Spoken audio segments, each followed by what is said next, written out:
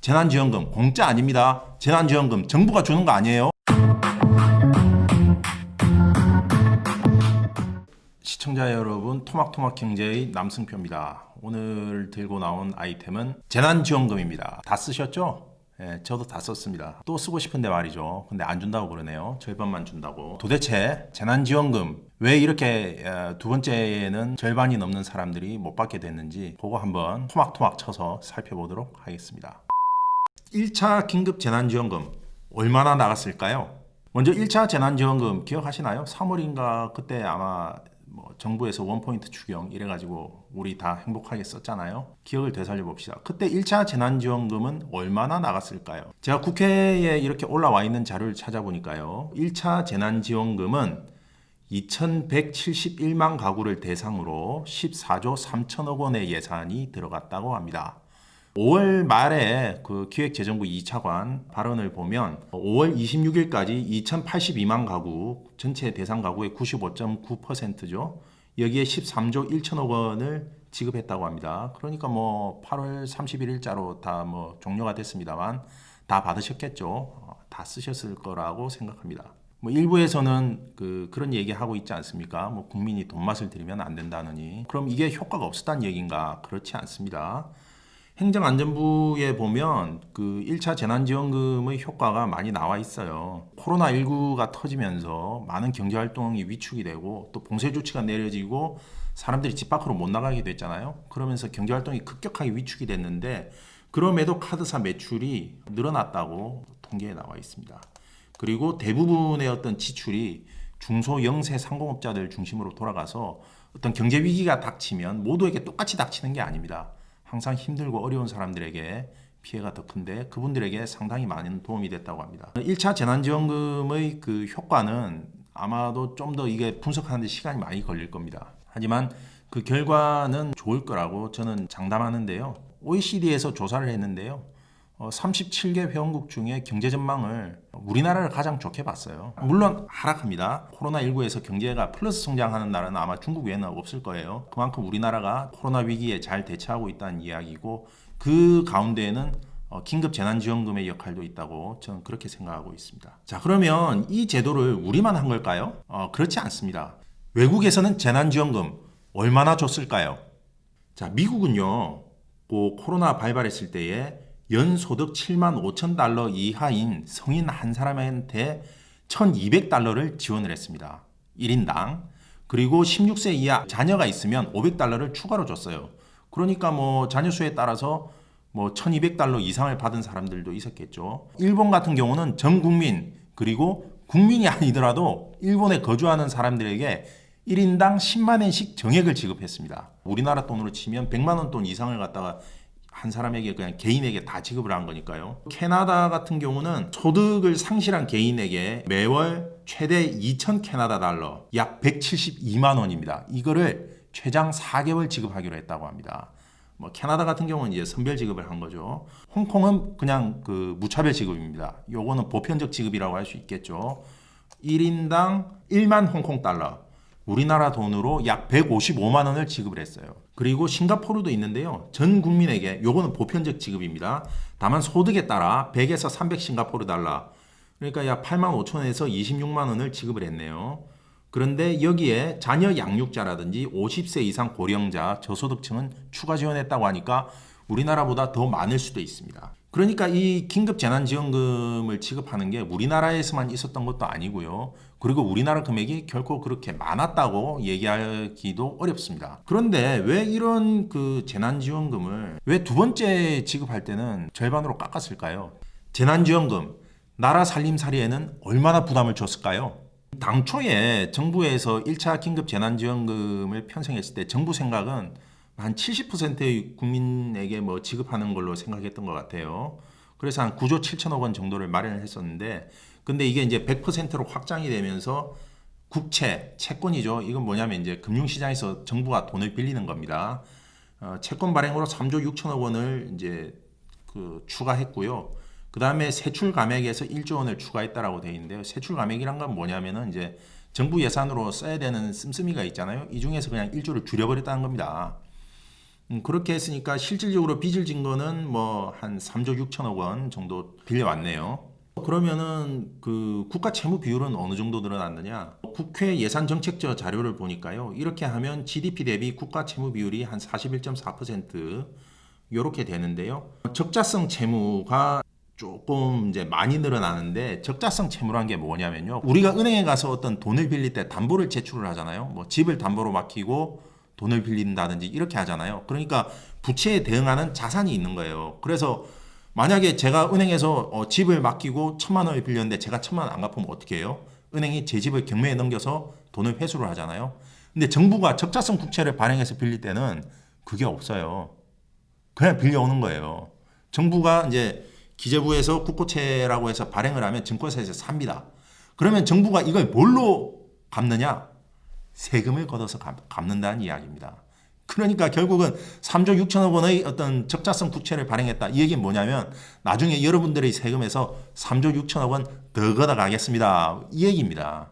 그래서 국회가 적자성 그 국채 발행이라든지 적자성 채무가 늘어나는 거에 대해서는 되게 민감할 수밖에 없는 게 이것은 국민에게 조세 부담을 늘리는 그 행동이기 때문에 상당히 정치인들이라든지 그 정부에서 민감하게 받아들입니다. 뭐 그런 측면에서 봤을 때에는 어느 정도 이제 기획재정부라든지 이런 곳에서 적자성 채무를 동원을 해서 긴급 재난지원금을 늘리겠다. 요거에 대해서 반대하는 걸 좀 이해할 수 있는 측면이 있는 겁니다. 적자성 채무가요. 작년에는 뭐 413조 2천억 원 정도 됐는데 2023년에는 718조 8천억 원 정도가 돼서 연평균 14.8% 속도로 늘게 된대요. 이게 이제 이 기간에 그냥 전체 국가 채무 증가율이 10.1%인데 적자성 채무는 한 14.8% 증가한다고 되어 있으니까 적자성 채무가 좀 빠르게 증가하게 된다. 이 긴급 재난지원금을 계속해서 지급하게 되면 뭐 그런 문제가 있다고 합니다. 다른 나라들은 나라 살림살이에 재난지원금이 부담되지 않았을까요? 올해 3월 달에 우리가 그 1차 긴급 재난지원금에 대한 논의가 시작이 됐을 때에 나왔던 연합뉴스 기사가 있어서 제가 한번 봤어요. 이 긴급 재난지원금을 포함한 전체 코로나19 대응책을 이야기하는 겁니다. 미국에서는 2조 2천억 달러 규모의 경기 부양책을 편성을 해서 그 미국 의회를 통과했고요.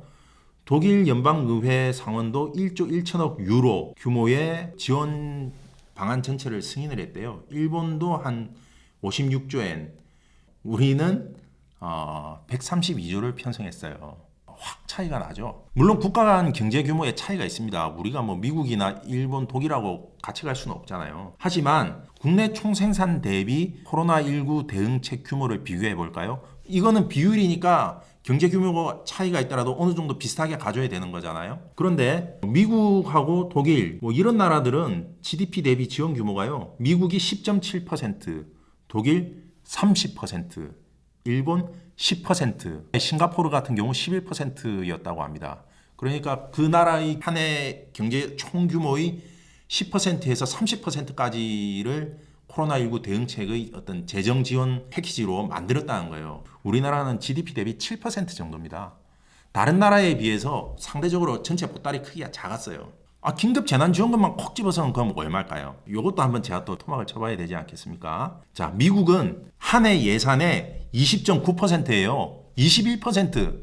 그 나라 살림살이의 21%에 달하는 돈을 국민들한테 지급하는 영어로 하면 스티뮬러스 책이라고 하고 요게 한 2,900달러. 그러니까 전체 예산의 4분의 1 정도 되는 돈을 그냥 국민들한테 지급하는 데 쓴 겁니다.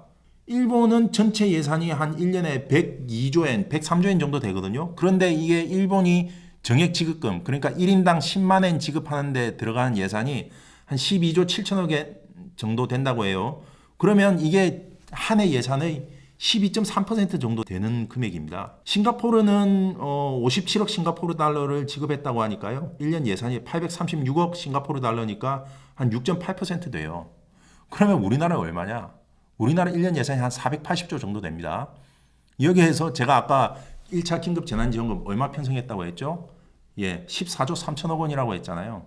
그러면 올해 예산 대비 2.9%밖에 되지 않습니다. 이거 가지고 펑펑 쓴다고 얘기할 수 있나요? 재정에 그렇게 많은 무리가 간다고 얘기할 수 있을까요? 우리나라는 코로나19에 대한 전체적인 재정 패키지 규모도 다른 나라에 비해서 훨씬 작았을 뿐만 아니라 긴급 재난지원금이 차지하는 비중은 정말 작습니다. 그런데 왜 이 긴급 재난지원금 이거를 2차에 들어서는 절반으로 싹둑 날려버렸을까요? 이해가 가세요?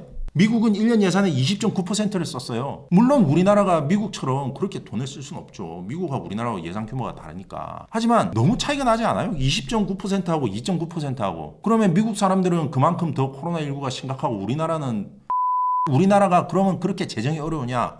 그렇지도 않아요. 제가 좀 살펴봐야 되는데 일본의 국가 부채 비율이 어느 정도인지 아세요? 200%가 넘어요. GDP 대비해서. 미국이요? 100% 넘잖아요. 근데 우리나라 얼마죠? 40%대예요.